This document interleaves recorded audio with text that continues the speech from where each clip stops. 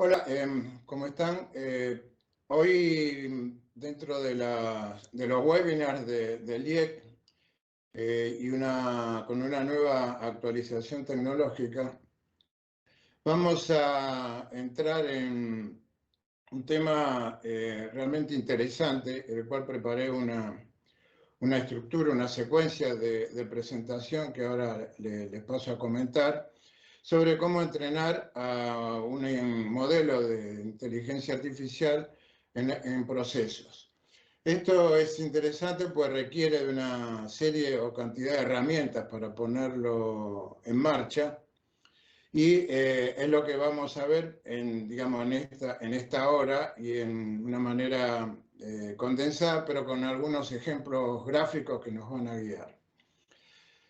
Vamos en principio a repasar lo que vamos a cubrir hoy. Vamos a ver un poco del tema de tendencias, sobre todo cómo impacta en supply chain y los conceptos más importantes de inteligencia artificial y en realidad cómo se van encadenando esos conceptos para llegar a una estructura y un modelo que podamos aprovechar para desarrollar en la supply chain. Es decir, que nos llevaría a ver un poco cómo jugamos con un modelo de referencia que en el caso del IE, que hace años que venimos trabajando con el modelo de ESCOR, y de qué manera lo utilizamos como referencia para trabajar en lo que es la inteligencia artificial generativa y en el desarrollo de modelos de chat. Es decir, que vamos a ver cuáles son los elementos que van a estar en juego y cuáles son los tipos de integraciones. Acá lo que voy a hacer es mostrarle un encadenamiento, no voy a entrar en temas técnicos de desarrollo, sino más bien quiero explicar por qué se llega a modelos locales o personalizados para ser aplicados en cualquier tipo de negocio. Esta es la idea central de esta presentación. Así que, dicho esto, bueno, les doy la bienvenida. Muchísimas gracias por estar participando en este webinar, por escuchar lo que tenemos para decir al respecto.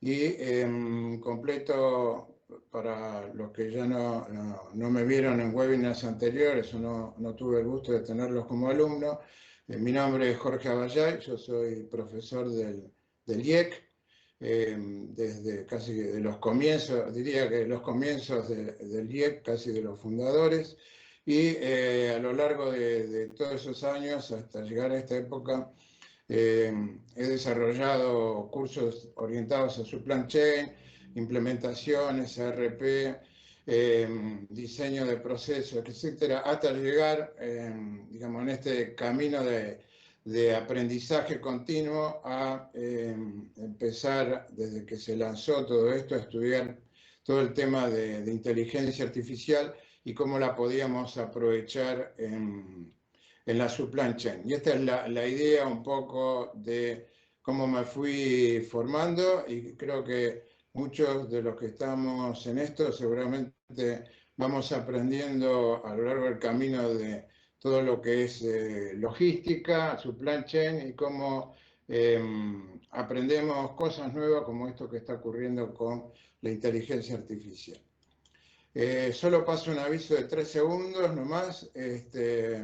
Me voy a expandir un poquito más, pero no mucho, para por ahí algunas personas que por ahí se retiran de la reunión antes, recordarles que el 18 de octubre lanzamos una nueva edición del curso de aplicaciones de la inteligencia artificial generativa en supply chain y donde hablamos bastante sobre el tema de prompts y cómo se utilizan.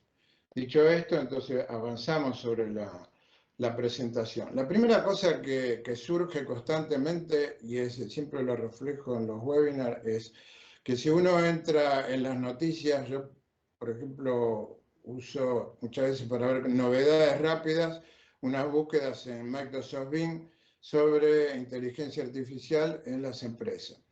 Y es notable cómo hora a hora van apareciendo siempre alguna novedad o algo nuevo. Esto es realmente se nota ahí cuando uno mira las noticias a medida que van sucediendo, cómo van explotando novedades desde todos lados. Básicamente desde los grandes jugadores, desde el que empezamos a conocer cuando se lanzó el ChatGPT en noviembre del año pasado, o sea, en realidad no ha pasado ni un año siquiera desde el lanzamiento de esta aplicación, donde está soportada abajo por redes neuronales de determinadas características, hasta los posteriores lanzamientos de Google, en este caso de Google Bar, y Microsoft Bing, con el Bing Chat, que también abajo tiene un modelo de red neuronal que está basado en el GPT-4. Esto es interesante porque se van agregando cada vez más jugadores y en realidad cada vez hay más jugadores porque, por ejemplo, uno dice, bueno, Amazon como no tiene nada, sí, Amazon tiene y mucho. Lo que pasa es que no está lanzado en este fenómeno de consumo masivo de los recursos del modelo de lenguaje, sino más bien tiene una plataforma de inteligencia artificial y está trabajando para un lanzamiento, digamos, una nueva versión de Alexa, incluyendo los temas de lenguaje natural. O sea que en realidad tenemos una cantidad de jugadores, yo voy a mostrar un poco más a continuación, pero básicamente lo que uno tiene que ver es que estamos hablando hoy de una serie de novedades y puede estar cambiando y agregándose nuevas en cuestión de horas. Nosotros tratamos de estar actualizados con las últimas novedades y eso es lo que buscamos de aplicar también en este tipo de cursos. Es decir, no es estos cursos como en el caso de este que estamos lanzando, inteligencia artificial, siempre tiene alguna novedad que sale de última hora aportada por OpenAI o por Google Bar o Bing Chat, siempre aparecen cosas nuevas que hacen importante mostrarlas y aplicarlas. Esto cambia toda la dinámica de lo que es un curso tradicional, de lo que, bueno, por ahí uno pasaba años dando un determinado curso, lo enriquecía, mejoraba la gráfica, etcétera, pero básicamente los conceptos generales de supply chain se mantenían. Acá todo se está moviendo, creciendo constantemente. Yo me basé incluso para charlar un poco sobre el tema de lo que ocurre en supply chain en un reporte, más que nada una investigación de McKinsey. Ahí al pie de abajo a la derecha tiene la referencia. Y es un documento sumamente interesante donde reportan después de realizar consultas e investigaciones con 1.700 personas que representan a grandes empresas, en donde se está utilizando más la inteligencia artificial generativa. Y este informe es de agosto del 2023, o sea que es reciente, como siempre venimos utilizando este tipo de documentación de que tiene muy poco tiempo en vivo. Y lo que más se marca inclusive de las noticias es que los que más han utilizado, y eso se ve también cuando uno entra mismo en LinkedIn, en la parte de inteligencia artificial, cómo utilizan en marketing y en ventas las herramientas de inteligencia artificial. Es notable esta cuestión. Pero entonces surge la pregunta, ¿pero qué? ¿En supply chain están que no hay avance? No, la realidad es que hay avances y muchos. Probablemente por la estructura que está armado esta investigación, menciona más relacionado con la cantidad de respuestas positivas de las áreas. En este caso, por ejemplo, en el área de productos y desarrollo de servicios. Pero, y ven, servicio de operaciones, gestión de riesgo, estrategia, recursos humanos, todos estos elementos son parte de una estructura de supply chain. El aspecto específico de lo que uno habla dice, bueno, pero esto se aplica en la gestión de la supply chain, absolutamente. Lo que ocurre es que depende de cómo uno lo mire. Esto es difícil de ponerle un foco, de decir, bueno, esta es la cajita que le corresponde a logística o de supply chain, porque en definitiva, una supply chain, visto desde el punto de vista de proceso, en realidad tenemos una gestión integrada de procesos desde el abastecimiento hasta el delivery, y evidentemente hay una cantidad de recursos puestos en juego para aplicar en el servicio al cliente. Entonces, si bien es cierto que aparenta esto, bueno, ok, no hay tanto peso en el área de supply chain, menciono que depende de cómo uno lo esté mirando de los usos. Por eso yo voy a mostrar entonces el impacto que tiene y se van a dar cuenta que en realidad, si uno mira desde el uso del supply chain, lo está apuntando a variedad de servicios diferentes. Veamos lo siguiente. Este es la base de SCORE, que es el modelo de referencia de la operación de la supply chain. Este modelo trabaja integralmente lo que es la gestión de procesos, en donde abarca desde cliente a proveedores en un encadenamiento continuo, y en donde lo abre en grandes elementos que en realidad después trabaja en una estructura jerarquizada. Esto lo comento porque cuando uno, por ejemplo, yo voy a atacar qué pasa con las documentaciones, qué ocurre cuando manejamos documentos, procedimientos, procesos, reglas de negocio, buenas prácticas, etcétera, cómo interactúan. En definitiva, cuando uno toma el área de fulfillment para trabajar sobre el despacho y servicio al cliente, en definitiva tiene una cantidad de procesos, mini procesos internos para lograr ese servicio al cliente final. Entonces, cuando uno empieza a visualizar, ok, ¿dónde ataco en supply chain? Y la respuesta sería, como siempre, en estos casos depende de lo que uno quiere hacer. Esto del depende, si uno quiere resolver un problema en particular, individual de un sector, o está mirándolo desde el punto de vista de la gestión de proceso, integrando una serie de mini procesos entre ellos, en donde entran a jugar otros factores. Es decir, que los factores que entran en juego acá, obviamente, van a ser los procesos en sí mismos, los recursos humanos que estamos aplicando, las buenas prácticas y reglas de negocio, y la gestión de performance, o sea, el juego de métrica. Entonces, es un conjunto lo que uno está analizando en esto. Pero creo que esto lo saben mucho mejor que yo. El asunto es cómo esto juega. Entonces, cuando entramos en otro terreno, y es cómo vinculamos entonces, por ejemplo, todo el tema de fuente de datos para procesarla y las aplicaciones donde se utiliza.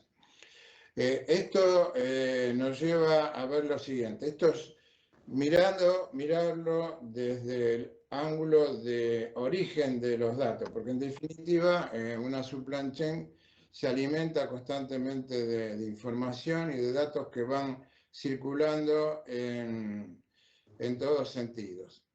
Esto nos lleva entonces a pensar, ok, ¿cuáles son las aplicaciones que nosotros usamos en función de los tipos de datos y cómo juega en este caso, los elementos de la inteligencia artificial. Entonces, antes de entrar en el sendero de cómo se encadenan los componentes de una inteligencia artificial, repasemos un poco qué aplicaciones utilizamos en función de nuestra fuente de datos, considerando que uno puede llegar a aplicar inteligencia artificial o componentes de la inteligencia artificial, que ahora vamos a ver, sobre determinadas partes o sobre determinadas áreas. Por ejemplo, si estamos trabajando con fuentes de datos estructuradas, básicamente estructuradas es como si tuvieran una planilla de Google Sheet o de Excel o una base de datos en donde tenemos tablas basadas en una serie de columnas que son atributos de los datos y las líneas que podían identificarse como las acciones, transacciones que se ejecutan. Esto ya lo conocen. El tema es cómo la inteligencia, lo que son los componentes de inteligencia artificial entran a trabajar en, por ejemplo, detección de anomalías en función de los datos recibidos. Esto es un área de mucho desarrollo y interviene acá lo que se llama el aprendizaje automatizado, Machine Learning, que es un área de la inteligencia artificial. Lo mismo pasa el uso de todo lo que es análisis de series de tiempo, como para, por ejemplo, en forecasting, donde tenemos el uso también de aprendizaje automatizado. El tema se entra a complicar cuando empezamos a trabajar con datos no estructurados, es decir, pueden ser textos, por ejemplo, básicamente textos, los que están en los mails, los que están en los documentos de garantía de una orden de compra, documentos legales, etcétera. Cualquier información que implique el uso de lenguajes. Esto nos lleva a otro nivel de uso de inteligencia, por ejemplo, OCR desde el punto de vista de como reconocimiento de caracteres ópticos, ustedes saben que está hace muchos años que se viene utilizando, pero integrado con una inteligencia artificial, de lo que obtiene de un reconocimiento de caracteres ópticos, analiza el lenguaje, la estructura, y determina algunas características de lo que leyó. Es decir, que tenemos ahí una integración de elementos combinados, es decir, no solo es el OCR desde el punto de vista de reconocimiento de carácter óptico, sino que ocurre después con lo que está leyendo. Y obviamente los chatbots, que ya ustedes deben haber ya utilizado en muchísimas oportunidades o por ahí en sus propias empresas tienen desarrollos de chatbot. Esto parte entonces de fuente de datos no estructurado. Esto lo van a encontrar en distintas áreas. Si ustedes analizan entonces el modelo de supply chain, por eso uso Escort para tener una visión de conjunto. Lo siguiente es la información que viene de sensores. Los sensores nos pueden dar cualquier tipo de información. Las más conocidas son los QR, información de RFID, información de GPS o datos que obtenemos de equipos de producción, como puede ser temperatura, presión, tantos otros.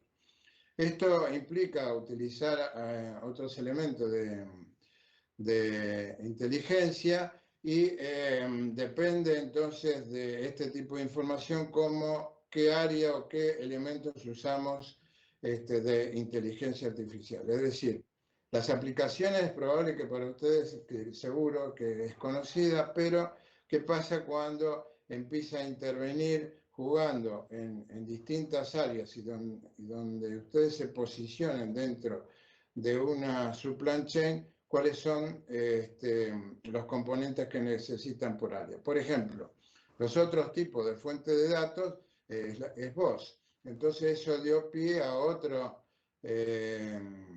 set, juego de modelos de redes neuronales orientados a traducción de voz a texto o de texto a voz o videos con voz y de cual se puede extraer la voz o extraer una imagen para analizar algo particular de una imagen. Entonces, todo el manejo de imágenes digitales, así como de mapas, etcétera, entra en otro terreno importante. Es decir, si miramos las aplicaciones, dirán, pero sí, muchas las venimos usando. Ahora, ¿qué tanto empieza a entrar el uso de elementos de inteligencia artificial en cada una de estas aplicaciones? Por eso remarqué un poco el hecho de, ok, si me tengo que parar a analizar qué uso de inteligencia artificial en una supply chain, tengo que tener a la vista los elementos como conjunto. No se olviden que cuando hablamos de supply chain hablamos de procesos y entonces hablamos de una secuencia de tareas. Y en esa secuencia de tareas puede ser que no usemos en 20 tareas de un proceso regular, por ahí estamos utilizando algún componente de inteligencia artificial en una tarea en particular. Esto entonces nos lleva a considerar otra cosa. Yo ahora, digamos, repasamos rápidamente los elementos de, digamos, la terminología de inteligencia artificial que seguramente deben haber leído en más de una oportunidad, pero yo lo quiero utilizar para ver cómo se relaciona. Es decir, lo mismo que en supply chain cuando explicamos un proceso, que es una secuencia de tareas, que tiene entradas, salidas, recursos, etc. Acá lo que tenemos que ver es cuáles son los elementos y la terminología que usamos para llegar a resolver un determinado problema, sin entrar tanto en temas técnicos. Es decir, si hablamos de inteligencia artificial, ustedes saben que en realidad es una capacidad de las máquinas para imitar inteligencia humana, es decir, para representar inteligencia cognitiva. Esto es artificial, obviamente, y tiene distintos tipos de niveles esa interpretación de inteligencia cognitiva. Pero básicamente esto de la inteligencia artificial es la mímica de la representación de actividad humana. Y ustedes saben que en ese sentido, dentro de este gran paquete de inteligencia artificial entra de todo, desde la computación visual hasta los automóviles autónomos, en donde tiene una cantidad de elementos de inteligencia notable.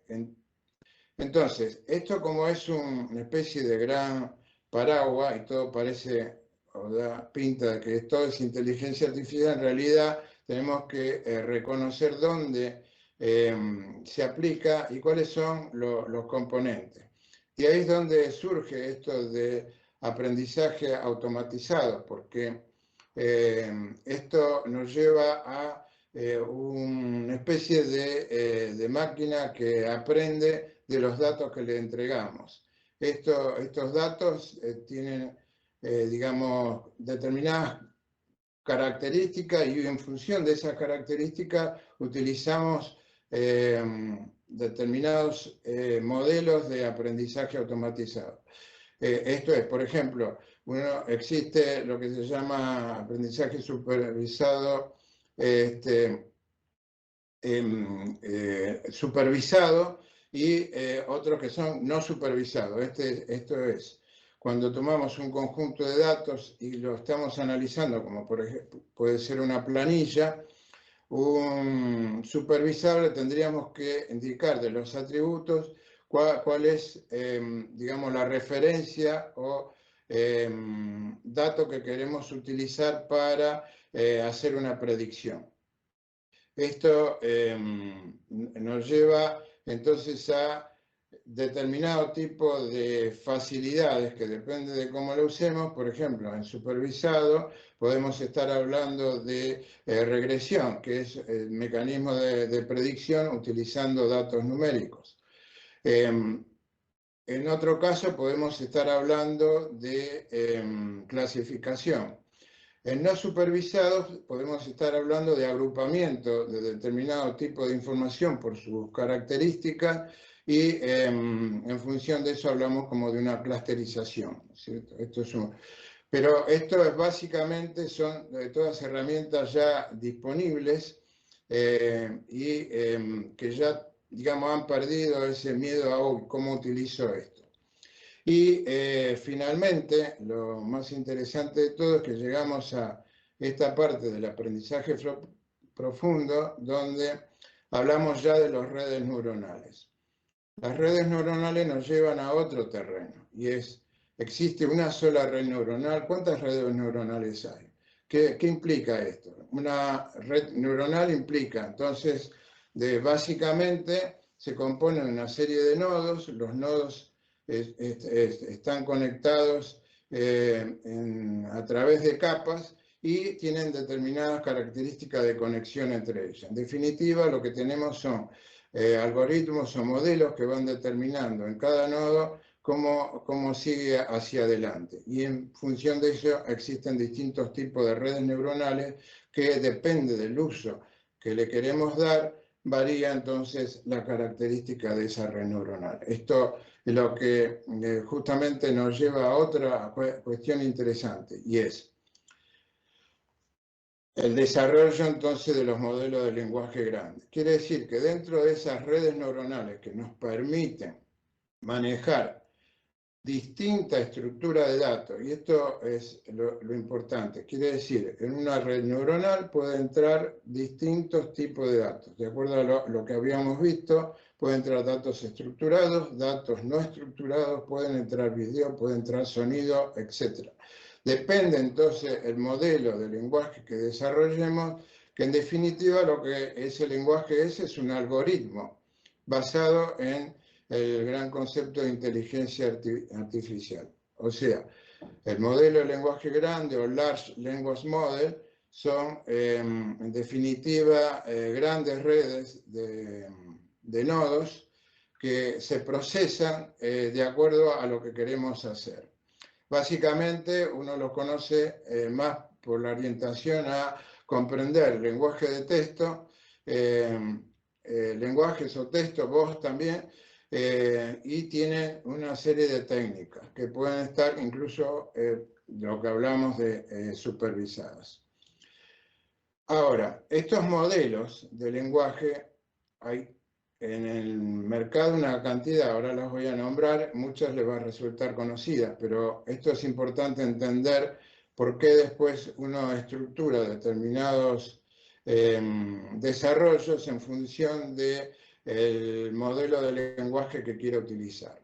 Estos modelos de lenguaje tienen arquitecturas, es decir, están basados en cómo los entrenamos. Todos esos lenguajes tienen que ser entrenados previamente, y de ahí es donde surge, ok, ¿cómo hago para entrenar uno de estos lenguajes en mi organización? Y esto es la siguiente cuestión que vamos a ver. Es decir, si yo tengo mis datos de la compañía y quiero utilizar estos modelos de lenguaje, ¿cómo los aplico? Si tengo algún lugar donde los puedo guardar, ¿cómo me los va a reconocer? ¿Se puede combinar con los modelos que ya conocemos? Y esta es la gran pregunta que uno se hace. Por eso esta manera de encadenar estos elementos. Los primeros seguramente ustedes lo conocían, ahora vamos a ver cómo se van vinculando entre ellos. Entonces, estos modelos trabajan y se estructuran de manera que hay de distinto tamaño. Por eso cuando hablan de redes neuronales que tienen 1 billón de parámetros, 175.000 millones de parámetros, etcétera, etcétera, están jugando los tamaños y cuál es el objetivo de esa red neuronal.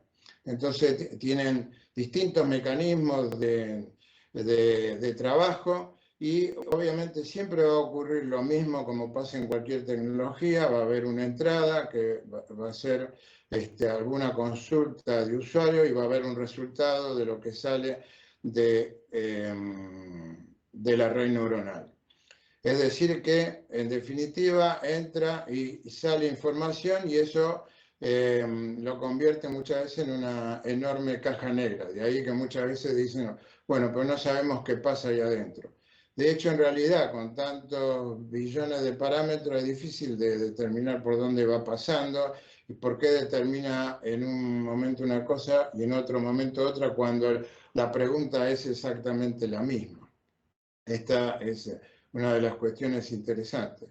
Y es porque, en definitiva, las redes neuronales no son más que modelos matemáticos que tienen adentro funciones que determinan si sigue o no sigue o da paso o no a la siguiente capa de red.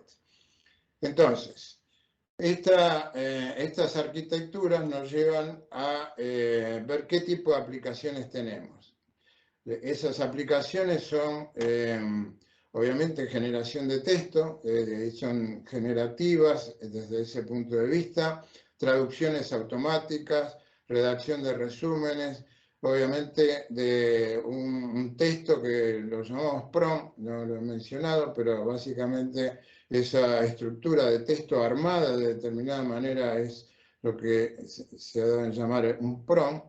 Y ese prompt nos permite realizar consultas a un chatbot o a una aplicación que nos genere una imagen. En particular, los más conocidos o lo que uno ha visto son los chatbots de inteligencia artificial conversacional. Ahora, dicho esto, la pregunta es, ¿cuántos modelos existen de lenguajes? Y acá viene la gran cuestión, porque los modelos de lenguaje, hay variedad y depende entonces de los desarrolladores y de los grandes fabricantes. El que ustedes seguramente nos hemos cansado de escuchar desde el año pasado es el GPT, el 3, que fue en realidad, nació el 1, 2, 3, etcétera, hasta que salió en vivo. El que usamos a través del ChatGPT gratis es el 3.5 y el pago es el 4. Ahora vamos a charlar un segundo nada más que de eso. Y este fue un desarrollo de OpenAI. Google tiene varios desarrollos. Google no hizo un solo desarrollo de un modelo de lenguaje, tiene varios desarrollados y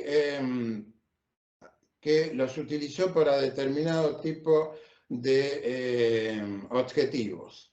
Esto sí es importante destacar que nos muestra entonces que estos lenguajes tienen características que dependen de tamaños y tienen características que dependen de para qué fueron entrenados. O sea que estos lenguajes son entrenados muchas veces con un determinado propósito, como por ejemplo los que se entrenan para el área de medicina. Menciono, por ejemplo, en este caso, el que llaman PAL2, este es un modelo de lenguaje de Google y que se ha traducido en el desarrollo de Google Bard, que es la aplicación visible de un modelo de lenguaje. En el caso de Microsoft, utiliza el GPT-4 y es el que publicita, y ese, bueno, como ustedes saben, ese es gratis, utilizado desde Microsoft Bing. Hay un desarrollo europeo importantísimo, es casi de los primeros que podríamos decir, que es un open source o un sistema abierto. Esto no necesariamente implica que todo es gratuito, sino que tiene una estructura básica que sí es gratuita para hacer desarrollos, pero obviamente en la medida que uno utiliza más cantidad de recursos y tiene más cosas para hacer, hay partes que obviamente hay que pagar porque hay que pagar la infraestructura de una red enorme. Entonces, este Bloom es un desarrollo francés-español, en realidad es parte de la comunidad europea, pero es interesante que la historia de esto, porque ha crecido enormemente y está disponible dentro de una plataforma que se llama Hugging Face. Entonces, esto por ahí es más complejo, más técnico entrar en una de estas comparado con la posibilidad de entrar en Google Bar o entrar en el ChatGPT. Fíjense que yo no menciono acá ChatGPT porque depende, eso es la aplicación y abajo tiene entonces un modelo de lenguaje. Y obviamente también hay otros más que dieron base a todo esto. En definitiva, debajo de las aplicaciones, como en este caso ChatGPT de OpenAI, vamos a tener determinados modelos de lenguaje. Por eso aparecen como cuáles son los modelos que tenemos que usar. Algunos gratuitos, como en el caso abierto del uso del 3.5 o 4 cuando estamos pagando el GPT-4. El Google Bar no tiene, por lo menos por el momento se ofrece en forma gratuita. Lo mismo pasa con el Bing Chat. Este es el Hugging Face que le había mencionado, que abajo tiene un modelo de lenguaje que se llama Bloom. Es larguísimo el acrónimo de Big Sign, bla, bla, bla, pero en definitiva lo más importante es que es un modelo de lenguaje multilingüe. Esto es porque se maneja con una... Yo no me acuerdo ya porque hay algunos modelos que trabajan con 120, 150 lenguajes diferentes. No sé si Bloom está trabajando con más de 50 lenguajes diferentes. Pueden ser más, pero digamos es lo que recuerdo este momento. Un desarrollador importante de aplicaciones es NVIDIA. Ustedes saben que es el gran productor de placas gráficas y esas placas se han incorporado cada vez más en las máquinas, en los servidores, en las laptops. Y esas son procesadores, como se llaman GPU, son procesadores gráficos para manejar imágenes y videos a alta velocidad. La gente de NVIDIA ha venido trabajando muchísimo para la utilización de redes neuronales y darle inteligencia y mejorar todo lo que es el procesamiento de imágenes. Así que, como ven, el terreno es gigantesco y da pie para muchísimos desarrollos. Y hay mucha innovación detrás de eso, y con buenas ideas se pueden generar todavía más innovaciones. Entonces, para no atosigarlos, hemos partido básicamente del aprendizaje profundo de las redes neuronales, pasamos por los modelos de lenguaje hasta llegar a las aplicaciones, que es lo que estamos viendo. No tienen nombre acá, pero son tres, por lo menos son fácilmente identificables.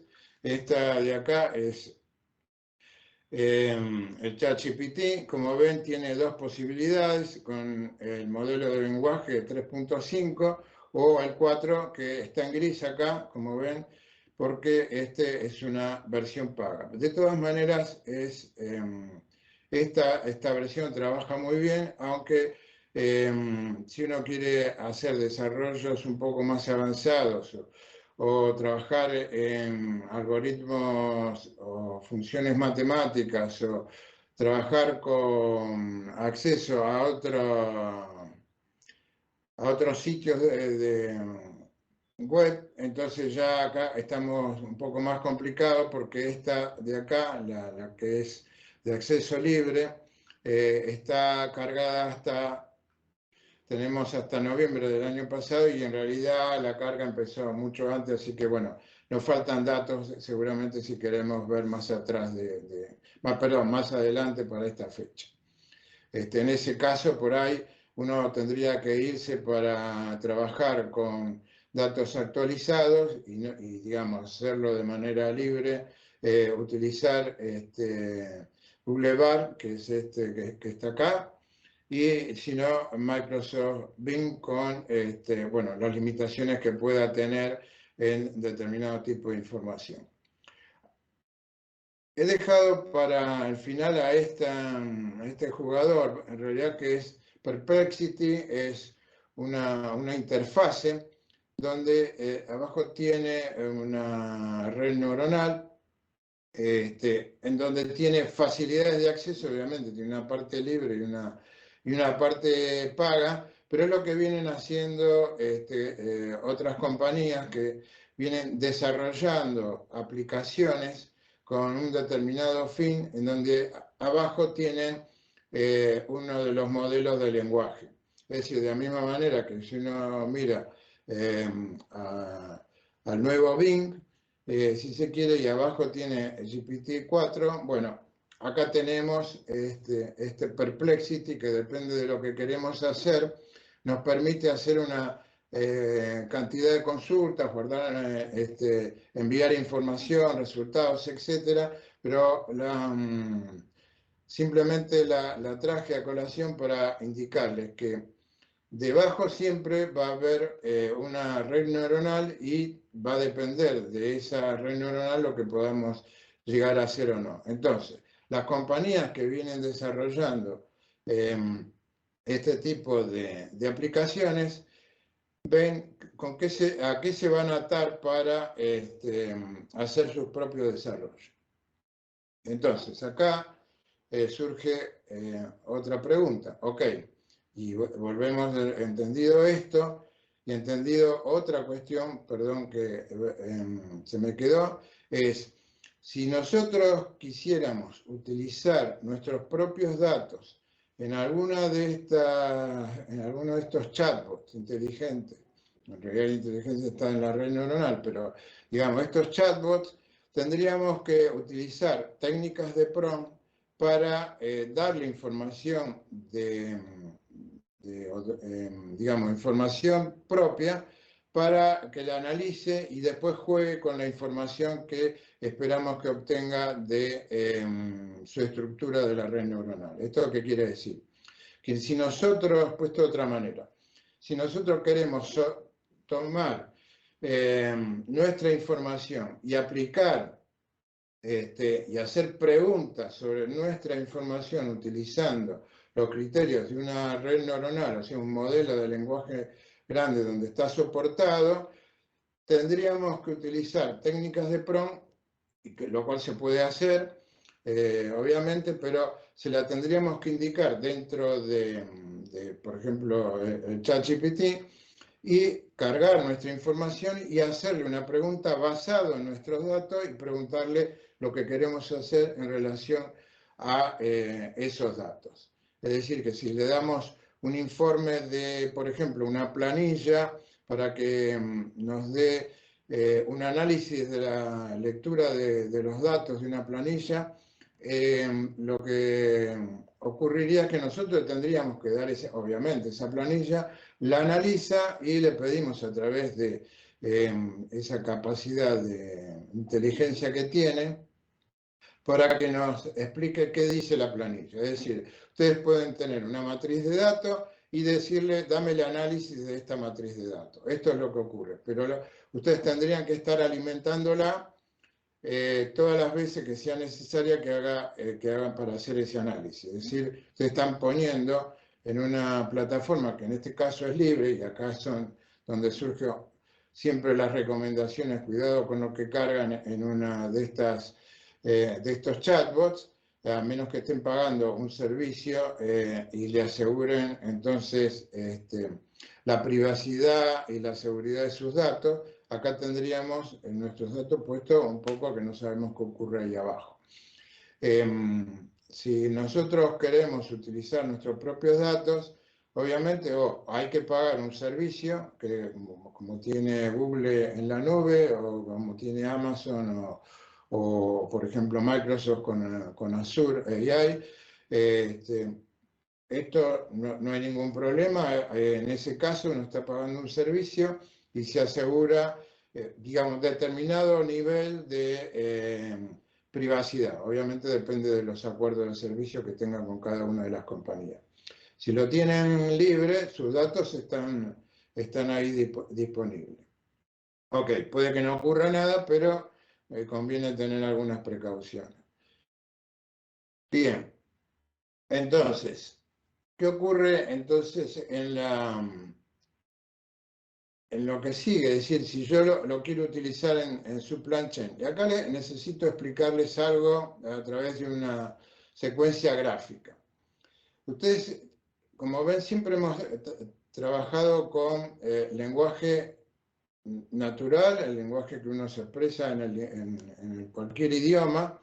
En definitiva, uno tiene una estructura, una gramática, una sintaxis, hay una semántica asociada donde se permite esa red trabajarla, pero ¿qué ocurre cuando nosotros queremos trabajar con nuestros datos? Esto es, si queremos nuestros datos analizarlo a través de una aplicación de este tipo, como hablamos, a través de los PROM tienen estructuras y características que permiten hacer eso. Pero si lo queremos mantener en una base de datos, existen determinadas técnicas para trabajarlo y es lo que voy a pasar a explicar a continuación. Cualquier cosa, dejo para el final preguntas y respuestas, si quieren o tienen alguna pregunta en particular. Lo que quiero es cerrar la idea en general. La primera cuestión es, si quiero trabajar con mis datos, tengo que ver cuál sería digamos, el proceso que tengo que seguir. Yo lo que voy a hacer es explicar cómo fluye la carga de datos propios que pueda tener de mi organización y cómo se arman para poder después tener abajo una herramienta como ChatGPT. Es decir, con lo cual me puedo conectar, digamos, en realidad, con un modelo de lenguaje con el cual interactuar. Acá viene la cosa. Entonces, vamos a suponer que ustedes tienen su modelo de referencia, su supply chain, con una secuencia de procesos y en una de ellas quieren trabajar sobre la documentación. Por ejemplo, toda la documentación disponible sobre los procesos de delivery, las buenas prácticas, las reglas de negocio, los recursos humanos que tienen aplicados sobre esa área de fulfillment y combinado con el delivery, entonces, con las métricas. Entonces, como ven, no están analizando un pedacito en particular, no están analizando un conjunto de elementos. Es decir, si toman un documento de un proceso, debería por lo menos tener ese documento estos elementos. Secuencia de tareas, los pasos necesarios, los recursos, las prácticas que estamos aplicando, obviamente, y cómo lo vamos a medir. Este grupo de documentos, si tuviéramos que volver hacia atrás y utilizarlo sobre, por ejemplo, Google Bar, para ponerlo de esa manera, se lo tendrían que dar y después empezar a hacer las preguntas, lo cual es larguísimo. Entonces, estos documentos de acá los cargamos y esto cómo va a empezar a trabajar. Hasta acá, resumo.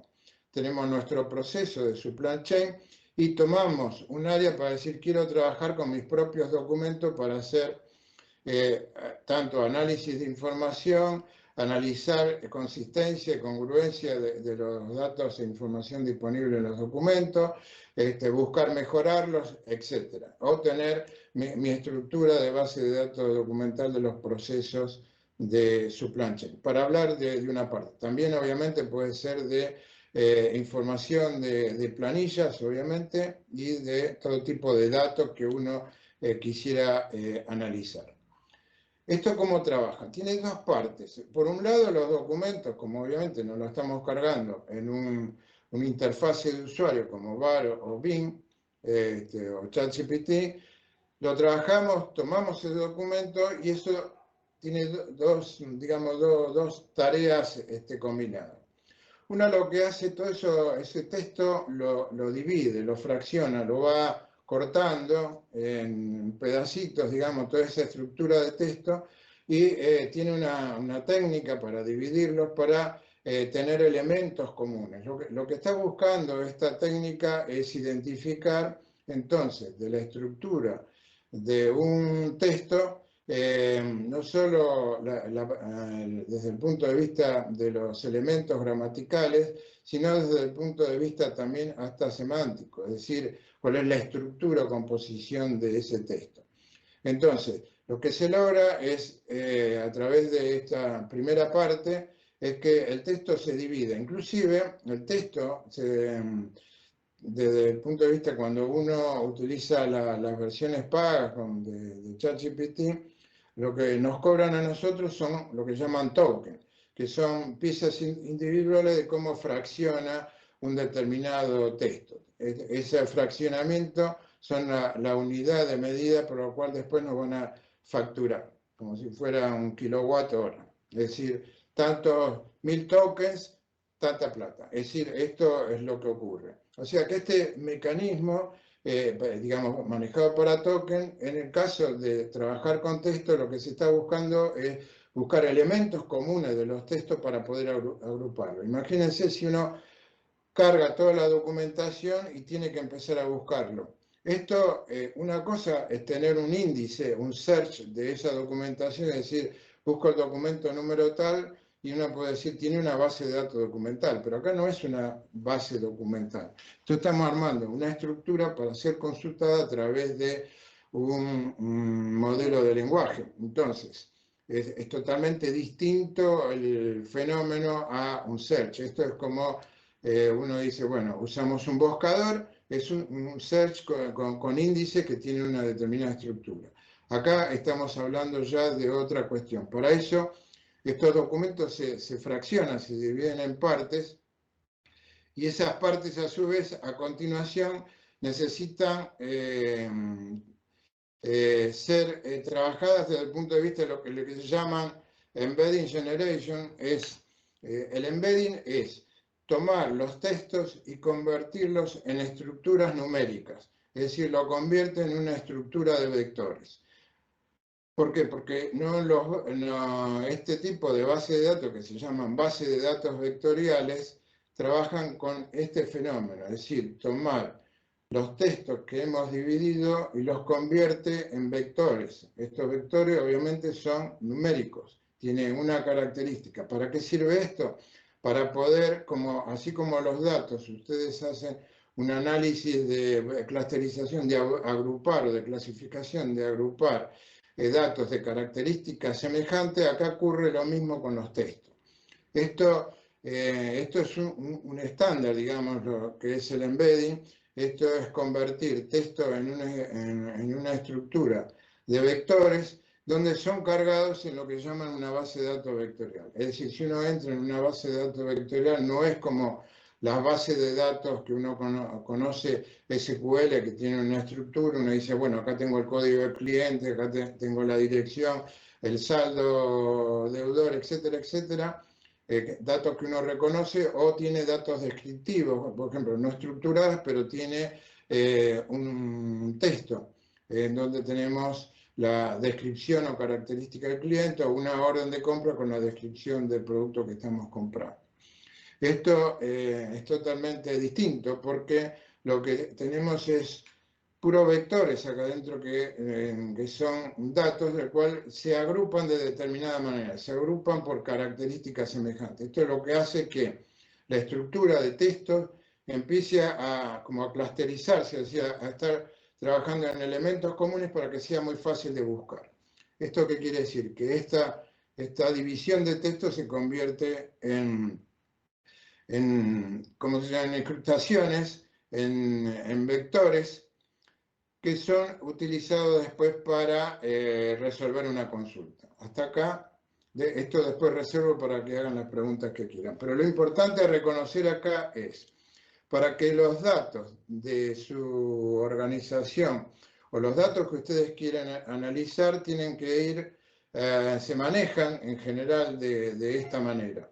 ¿Por qué? Porque nos permite tener bases de datos mucho más performantes o mucho más rápidas y tienen una estructura, un modelo que uno, si la mira, son como matrices de números, matrices multidimensionales de enorme cantidad de números, del cual después son convertidos de vuelta a texto cuando devuelve la respuesta.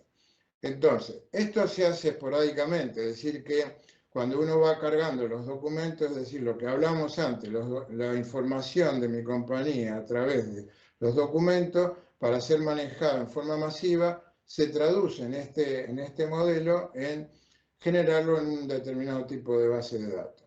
Esto, digamos, desde el punto de vista de programación, no es ciencia de la NASA, ni mucho menos. Un programador Python con alguna experiencia utilizando funciones y facilidades que se ofrecen, se convierte en un lenguaje, digamos, en una estructura de un programa no demasiado extenso.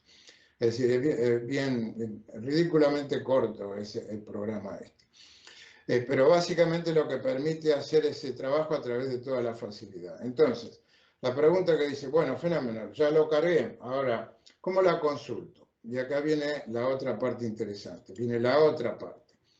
Quiere decir que esto ocurre cada tanto, si uno carga los datos de la compañía, se estructura una base de datos y sobre esa vamos a preguntar.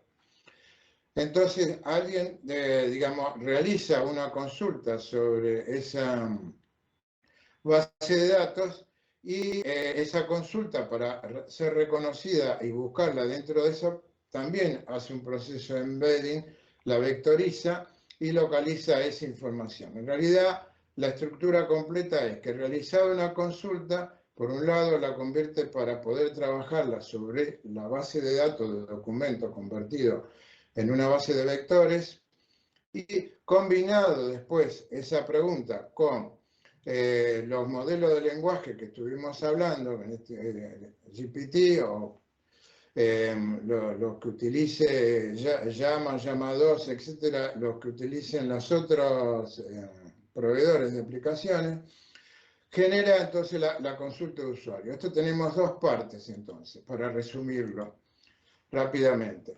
Una parte, si es la duda, es los datos que nosotros tenemos de nuestra compañía pueden ser llevados a una base de este tipo para luego ser consultada de la manera tradicional. ¿Esto qué quiere decir? Que le estamos poniendo una capa de interfase de usuario que facilite la llegada a el chat GPT o la estructura del GPT, perdón, y nuestros datos. Combina eso. Esto es poderosísimo porque permite entonces establecer una conversación utilizando todas las ventajas de un chat GPT y la documentación que tengamos de supply chain. Los tipos de documentos, yo no lo mencioné, probablemente algunos de ustedes preguntan, ¿pero qué documentos pueden ser? Pueden ser PDFs, básicamente, en general muchos son PDF, pueden ser Word, pueden ser planillas, .csv, o sea, las típicas planillas de Excel en formato .csv. Entonces, ahí por lo menos ya tenemos, también pueden ser, depende, estructuras que vienen de base de datos. Azul trabaja con su propia estructura también de base de datos, y lo mismo que pasa con las planillas, las planillas que vienen de Excel, pero básicamente lo que tenemos que nuestra consulta, que esta área es la que ya nos conocemos, que hacemos una consulta a través de, típica de una aplicación, y tenemos nuestro modelo de respuesta. Ok, como estoy explicando en líneas generales, ahora después ya estoy terminando, doy lugar para las preguntas en unos minutos que nos quedan. Ok, entonces, a la vista no resulta tan complicado y de hecho existen, esto es el punto, que llegamos a tener todas estas facilidades para poder hacerlo. Tanto la podemos tener que dentro de, por ejemplo, para el IEC, yo desarrollé un prototipo, un modelo de consultas de documentos de supply chain. Por ejemplo, en este caso particular, digamos, por las facilidades digamos, disponibles que uno puede acceder digamos, con poco inversión desde el punto de vista económico. Esto es una interfase de usuario que desarrollé, muestra la fase de un punto para realizar consultas. Ahora lo muestro real, porque el real lo tengo acá disponible. Muestro la parte para hacer consultas y acá tengo la respuesta del chat. ¿Qué infraestructura hay atrás? Lo menciono para que ustedes vean que no hay ninguna magia acá, que es OpenAI, utilizo la estructura interna de GPT. En este caso accedo mediante un servicio de pago a las consultas, un framework donde me permite armar la base de datos, que este framework es una base de datos vectorial que se llama Pinecone, que tiene, digamos, un acceso free para proyectos, y obviamente cuando uno tiene una multitud de proyectos, obviamente ya hay que pagar el servicio. En realidad tenemos una base de datos documental con todos los grados de seguridad necesarios en la nube. Utilizamos un framework para trabajar en Python y estructurar el manejo con el lenguaje, y una interfase visual que es esta que están viendo. ¿Esto qué quiere decir? Que podemos colocar una pregunta sobre esta parte de la base y obtener una respuesta en particular. Si lo vemos, un segundo, me permiten, acá la tengo. Esta es la base, esta es real, esta es la base que tengo cargada, está cargada con los programas del IEC, aparte cargué información en inglés para que vean que se puede manejar información en español y inglés, incluso dentro de la misma estructura de una base de datos de este tipo, y es información en definitiva de supply chain. Por ejemplo, voy a copiarme alguna de las que está acá. Por ejemplo, listar los principales, bueno, tomo una para que vean que de la existencia, imagínense que lo pudimos desarrollar en una plataforma individual. Acá le estamos colocando la pregunta y abajo digamos, de esta parte visual me está respondiendo. ¿Esto qué está haciendo? Está tomando la información disponible a través de esa base de datos vectorial, en donde, como vieron, toma los elementos comunes y utilizando un modelo de lenguaje, me responde en lenguaje natural. ¿Está bien? Es decir, tenemos todos los elementos que los mostré anteriormente disponibles para este tipo de preguntas. Por ejemplo, también la podría hacer en inglés. Por ejemplo, que escriba, a ver esta.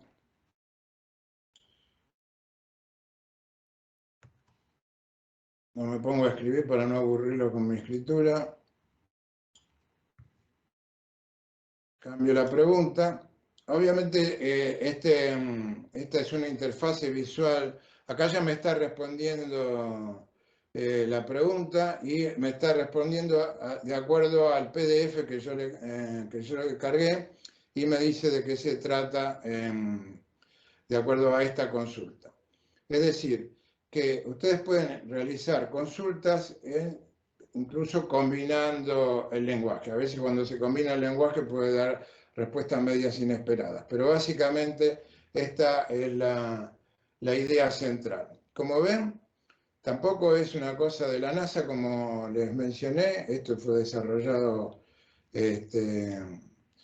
En el IEC lo desarrollé, digamos, básicamente utilizando todos los recursos disponibles, combinando algunos recursos pagos con algunos, obviamente uno busca los recursos gratuitos para poder hacer esas demostraciones y poder aplicarlas perfectamente en esta presentación. Esta interfase de usuario en realidad puede tener, es fácil agregarle memoria, digamos acá porque quise hacer un esquema simple, pero básicamente una de las herramientas que está disponible, que se llama LangChain, permite trabajar memoria, permite trabajar y guardar historia y mostrar la historia de las preguntas, tal cual lo tenemos, por ejemplo, en ChatGPT. Permite armar lo que se llama agentes. ¿Qué quiere decir agentes? Crear conexiones con enlaces de una página web. Es decir, que, por ejemplo, si yo quisiera hacer consultas a la Wikipedia, creo un agente a través de una serie de instrucciones para generar un chatbot que se comunique nada más que que se comunique con la Wikipedia básicamente. Esta estructura también permite manejar solapas y pasar de información propia a información externa exclusivamente.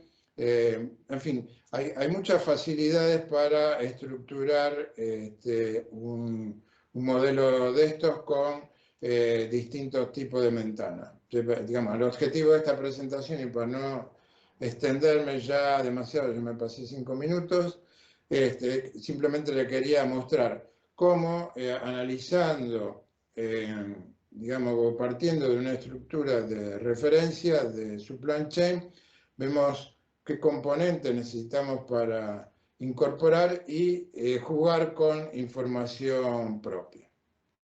Ok.